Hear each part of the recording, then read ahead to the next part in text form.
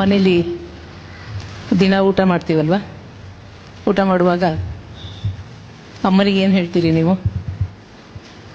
ಅಮ್ಮ ಇವತ್ತು ಇದು ಚೆನ್ನಾಗಿಲ್ಲ, ಇದು ಸರಿ ಇಲ್ಲ, ಇದು ಹುಳಿ ಜಾಸ್ತಿ ಇದೆ, ಇದು ಉಪ್ಪು ಜಾಸ್ತಿ ಇದೆ, ಏನೋ ಒಂದು. ಹಾಂ, ನನ್ನ ಪರಿಚಯದ ಮಗು, ಅಮ್ಮ ಇವತ್ತೇನು ಬೂಸ ಮಾಡಿದಿ ಅಂತ ಕೇಳ್ತೀನಿ. ಬೂಸ ಮಾಡಿ, ಬೂಸ ಅಂದರೆ ಗೊತ್ತಾ? ಹಸುವಿಗೆ ಹಾಕೋ ಆಹಾರ ಅಂತ. ಆದರೆ ಒಂದು ಹಬ್ಬದ ಊಟ ಮಾಡಿದಾಗ ಅಥವಾ ಏನೋ ಒಂದು ದೊಡ್ಡ ಸಮಾರಂಭದಲ್ಲಿ ಬಹಳ ಚೆನ್ನಾಗಿ ತಯಾರು ಮಾಡಿದಂಥ ಊಟ ಮಾಡಿದಾಗ, ದಯವಿಟ್ಟು ಮಕ್ಕಳು ಯಾರೂ ಹಂಗೆ ಅಮ್ಮನಿಗೆ ಹೇಳ್ಬೇಡಿ.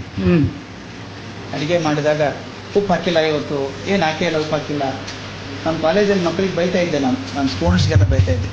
ಮನೆಗೆ ಹೋಗ್ಬಿಟ್ಟು, ಅಮ್ಮ ಏನಮ್ಮ ನೀನು ಉಪ್ಪು ಹಾಕಿಲ್ಲ ಮೊಸರನ್ನಕ್ಕೆ ಇವತ್ತು ಅಂತ ಬೈತಾರೆ ಹುಡುಗರೆಲ್ಲ.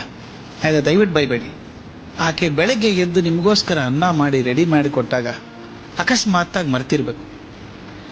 ಆಕೆ ಗೊತ್ತಾದ್ರೆ ನಿನ್ಕಿಂತ ಹೆಚ್ಚು ದುಃಖ ಪಟ್ಟಿರ್ತಾಳೆ ಆಕೆ. ಅಯ್ಯೋ ಪಾಪ ಉಪ್ಪು ಹಾಕಲಿಲ್ಲ, ಮಗು ಏನು ಮಾಡ್ತೋ ಏನೋ, ಪಾಪ ಹೇಗೆ ಮಾಡ್ತೋ ಚೆನ್ನಾಗಿಲ್ಲ, 10 ಸಲ ಬೇಕೊಂಡಿರ್ತಾಳೆ. ಅಷ್ಟು ಬೆಳಗ್ಗೆ ಎದ್ದು ಅನ್ನ ಮಾಡಿದಂಥ ಅಮ್ಮನ ಶ್ರಮ ನೆನೆಸ್ಕೊಳ್ಳಾರ್ದೆ, ಉಪ್ಪು ಹಾಕಲಾರ್ದೆ ನೆನೆಸ್ಕೋಬಾರ್ದು.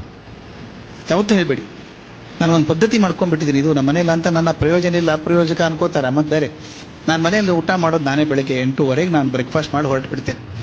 ಇದುವರೆಗೂ ನನಗೆ ಕೆಟ್ಟ ಊಟ ಕಂಡಿಲ್ಲ ನಾನು ಇದುವರೆಗೂ. ಒಂದು ಸಲನೂ ಕೆಟ್ಟ ಅನಿಸಿಲ್ಲ. ನಮ್ಮಮ್ಮ ನಾನು ಬೈತಾಳೆ, ಹೇಳಲೇ ಇಲ್ಲಲ್ವ ಬೆಳಿಗ್ಗೆ ನೀನು